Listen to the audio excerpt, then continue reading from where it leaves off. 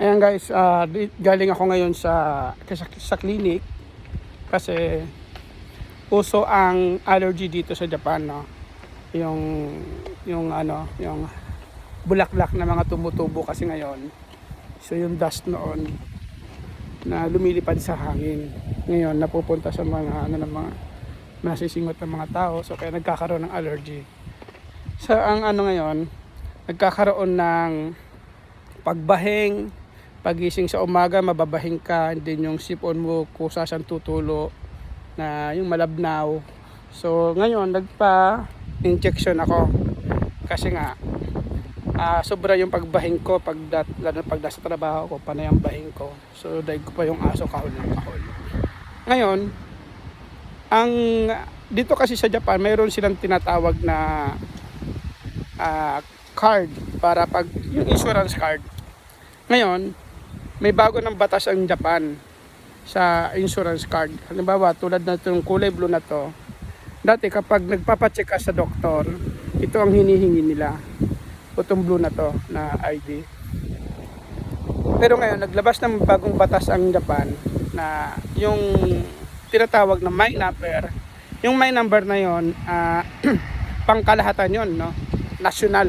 Parang sa Pilipinas, di ba nagdeklara dati si President Duterte na magkaroon ng national ID.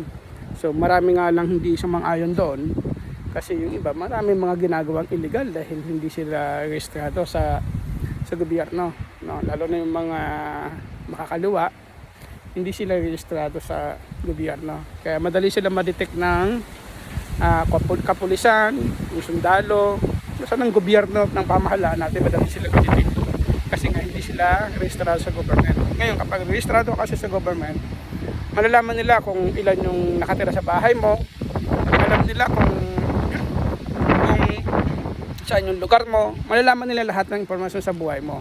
Pero wala namang problema doon kasi hindi mo naman kailangan ikatakot yun dahil wala kang namang ginagawang labag sa batas. Ito ngayon, ito yung national ID ng Japan. Ngayon, yung blue card na to, hindi na to hinihingi ng ospital, ng clinic, hindi na hinihingi ito. Ang hinihingi nila ngayon, ito na yung national ID. Itong national ID na to, dito na nila ibabase ang visa mo. Kasi yung alien card na binibigay, yung parang yung sa ibang bansa, diba, may mga card tayo na, may mga card na parang residential card, gano'n, no? Ngayon, hindi na hihingiin yung residential card na yon. So, dito na ibabase sa may number na to kung ano yung sitwasyon ng iyong pamumuhay, kung may visa ka o wala. So dito nila malaman kung dito na madidetect lahat. Yun ang bagong ng Japan. Marami silang rules na binago ngayon. So lalo na doon sa mga naggagala na hindi nyo dala ang card nyo, ID card nyo or my number card nyo, may multa kayo ng 20 lapad, no? Marami ng rules ngayon, kaya yung sa mga Pilipino na medyo pasaway pa rin na dala nila sa ibang bansa, mag-ingat kayo kasi bulsa nyo ang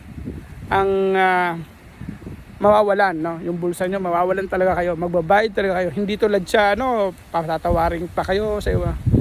Dito sa Japan walang patawad, talagang magbabayad kayo. So hindi na pwede yung sabi nyo naiwan nyo sa bahay, wala na yung ganon, nakalimutan nyo, tulad ng lisensya, pag nakalimutan nyo, okay lang dati, ngayon hindi na. Ngayon pag nakalimutan nyo ang card nyo na ganito, or yung alien card na tinatawag, yung residential card, pag nakalimutan nyo, magbabayad kayo ng 20 lapad.